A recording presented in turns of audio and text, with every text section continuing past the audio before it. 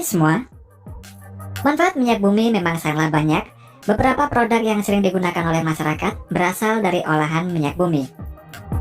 Minyak bumi ini bisa didapatkan di bawah lapisan bumi, baik di darat maupun di bawah permukaan laut. Penggalian minyak bumi ini kebanyakan membutuhkan berbagai macam alat berat. Dan jika sudah berhasil diambil, maka tahapan selanjutnya ialah proses pengolahan yang menghasilkan berbagai bentuk manfaat yang berbeda. Dan berikut ini adalah proses singkat pengeboran minyak dan gas di bawah laut. Minyak pertama kali ditemukan oleh bangsa Cina pada tahun 347 setelah Masehi. Dengan bermodalkan bambu, mereka ini mampu mengebor hingga kedalaman lebih dari 243 meter dan mendapatkan minyak untuk pertama kalinya. Sedangkan di benua Amerika, berhasil membangun pengeboran migas pertama di Ontario, Kanada pada tahun 1858. Kemudian pada tahun 1920 sampai 1940, perkembangan dunia migas mengalami kemajuan pesat, yaitu dimulainya pengeboran offshore atau lepas pantai. Dan pada tahun 1981, pertama kalinya sumur migas offshore dibor dengan bentuk horizontal dan berkembang terus sampai saat ini. Minyak bumi dihasilkan dari matinya hewan dan tumbuhan yang terkubur di lapisan pasir dan bebatuan. Setelah terjadi penguraian, minyak bumi bergerak lewat batuan berpori, kemudian terakumulasi di lapisan batuan keras hingga menjadi sumber minyak bumi. Dalam mencari lokasi minyak bumi dan gas alam, banyak cara yang bisa digunakan. Cara-cara tersebut antara lain dengan melihat bebatuan yang tersingkap di permukaan bumi, yakni dengan membuat peta geologi dan mengekstrapolasi permukaan bebatuan tersebut. Dengan cara tersebut dapat diketahui kondisi struktur dan susunan batu yang berada di lapisan bawah permukaan batuan itu. Seiring berkembangnya zaman, cara yang sering digunakan dalam mencari minyak bumi dan gas alam adalah melalui survei seismik, yaitu dengan menggunakan bantuan gelombang seismik. Survei seismik dapat dilakukan dengan dua cara, yaitu survei seismik di darat dan survei seismik di lautan. Untuk proses survei seismik di daratan, bisa menggunakan bantuan vibrosis truk ke lokasi yang telah ditentukan. Seperti beberapa waktu yang lalu, kendaraan dengan bobot mencapai 27 ton ini terlihat melintasi beberapa jalan di kawasan Indonesia.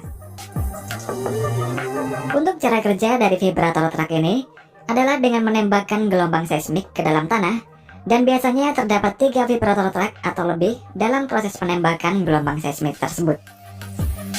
Gelombang seismik tersebut kemudian dipantulkan kembali sesuai dengan lapisan tanah yang dilaluinya, dan pantulan gelombang tersebut berjalan pada kecepatan yang berbeda, tergantung pada jenis atau kepadatan lapisan batuan yang dilaluinya.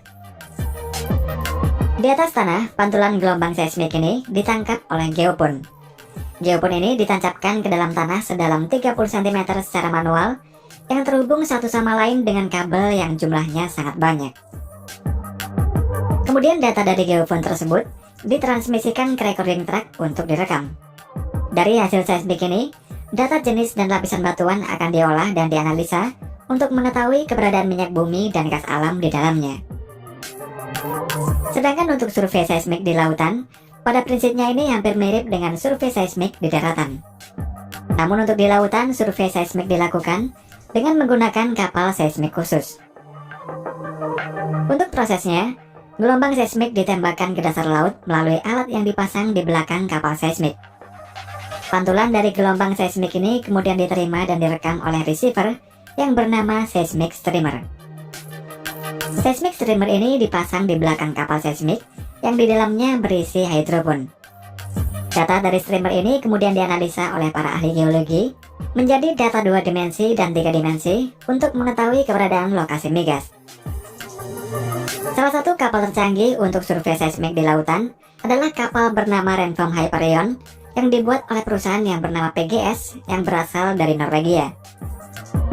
Kapal seismik ini dirancang untuk dapat bekerja pada kondisi yang paling ekstrim sekalipun, kemudian memiliki kapasitas untuk menarik streamer lebih banyak dibandingkan kapal seismik lainnya. Setelah lokasi minyak bumi dan gas alam telah ditentukan, pada area yang akan dilakukan pengeboran, kemudian didatangkan drilling rig atau rig pengeboran. Untuk rig di darat memiliki bentuk yang berbeda dengan rig di laut, namun memiliki prinsip kerja yang sama, yakni untuk menarik serta untuk menurunkan pipa pengeboran ke dalam sumur migas. Untuk di lautan, rig pengeboran bisa berupa drilling ship, submersible rig, jack-up rig, dan masih banyak lagi. Proses pertama dalam pengeboran migas yaitu spot in, yakni dengan menancapkan casing atau tabung besi ke dasar lautan menggunakan drill pipe. Setelah casing tertancap, pada kedalaman yang telah ditentukan, drill pipe kemudian dilepaskan. Setelah itu drill bit akan dimasukkan ke dalam casing tersebut.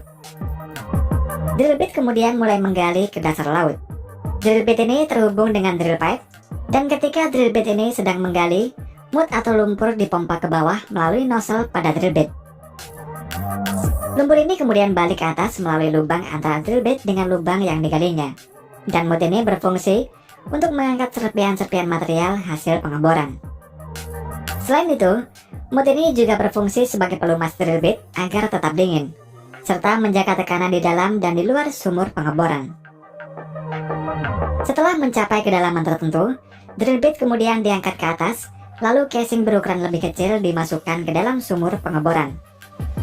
Selanjutnya, semen dipompa ke dalam drill pipe, dan semen ini kemudian balik ke atas melalui celah pada casing, dan proses ini dilakukan berulang-ulang sampai kedalaman yang telah ditentukan. Semen yang dimasukkan itu berfungsi agar struktur sumur pengeboran ini kuat dan tidak mudah runtuh saat dilanjutkan untuk pengeboran kembali. Dan semakin dalam pengeboran, maka tekanan di dalam bumi juga semakin tinggi. Untuk itulah sebuah blowout preventer atau disebut juga dengan BOP dipasang di atas kepala sumur. BOP merupakan sebuah struktur yang terdiri dari katup-katup besar yang berfungsi untuk mengontrol dan memantau sumur dari semburan minyak mentah atau gas alam yang tidak terkendali. Pada BOP ini terdapat pipa yang disebut dengan riser. Riser ini menghubungkan antara rig dan sumur melalui BOP. Setelah BOP terpasang, proses pengeboran dilanjutkan kembali dengan memasukkan drill bit ke dalam sumur melalui pipa riser. Pada saat pengeboran migas, arah pengeboran tidak selamanya vertikal. Terkadang pengeboran horizontal perlu dilakukan jika reservoir migas berbentuk tipis tetapi luas.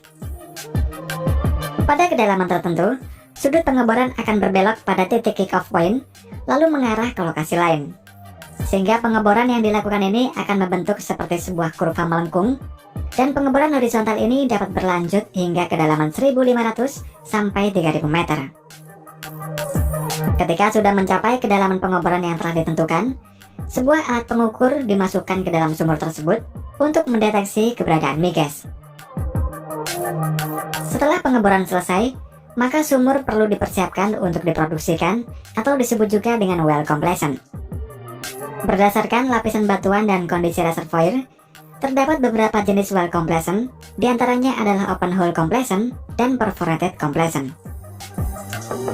Pada open hole, casing dipasang hanya sampai puncak formasi produktif. Dengan demikian, aliran minyak dan gas dapat langsung masuk ke dalam sumur tanpa halangan. Sedangkan pada perforated completion, casing ditutup dengan semen dan dilanjutkan untuk proses perforasi. Perforasi adalah proses melubangi lapisan semen sumur untuk membuka jalur minyak bumi dan gas alam dari reservoir menuju ke jalur produksi. Untuk prosesnya, perforating gun akan dimasukkan ke dalam casing, dan perforating gun tersebut kemudian ditembakkan secara elektrik untuk melubangi sumur pengeboran. Sehingga minyak bumi dan gas alam yang terjebak akan keluar dari reservoir menuju ke sumur pengeboran. Kemudian di atas sumur pengeboran dipasang Christmas tree, yaitu rangkaian katup-katup pada kepala sumur yang berfungsi untuk mengendalikan tekanan di dalam sumur dan kecepatan aliran fluida ke permukaan tanah. Dan setelah itu minyak bumi dan gas alam yang keluar dari sumur pengeboran akan dialirkan menuju jaringan pipa untuk proses pengolahan selanjutnya.